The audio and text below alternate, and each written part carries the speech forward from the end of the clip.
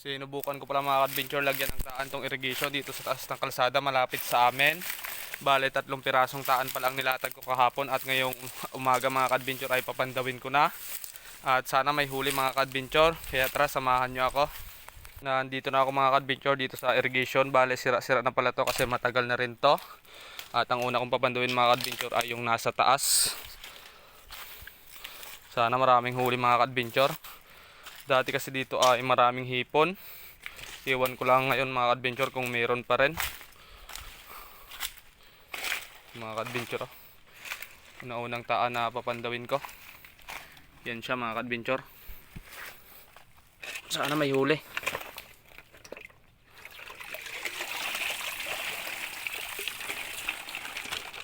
May huli mga ka-adventure. 4 piraso. You know? Ayos mga ka-adventure, may huli tong naunang trap na nilatag natin. At ito naman yung pangalawang mga ka-adventure. Bale dikit-dikit lang pala to sila. Sana yun mga ka-adventure. Dito pala sa unan-unan.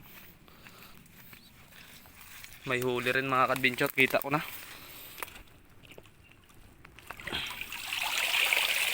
You know? May huli rin, 1 pirasong malaki. Yan mga ka-adventure. Tara puntahan natin yung pangatlo. Ayos, may mga huli mga ka-adventure.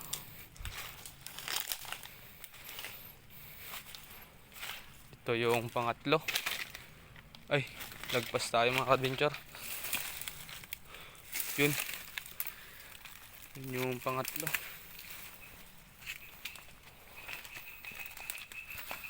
Walang huli itong pangatlo mga ka-adventure. Ay, meron rin. You know, malalaki ang huli. 3 piraso mga ka-adventure ang huli itong pangatlo na malalaki. You know. Ayos mga ka-adventure, may huli lahat ng trap natin. Kahit ang pakaliit lang to na irrigation mga ka-adventure, pero may hipon pa rin, no? Dati kasi dito mga ka-adventure ay napakaraming hipon talaga. Yung sinubukan ko rin tong taanan, yung bata pa ako. Ayos mga ka-adventure. Yan ang 3 pirasong trap na nilatag ko mga ka-adventure dun sa irrigation. You know? May 2 malaki mga ka-adventure at maliliit na.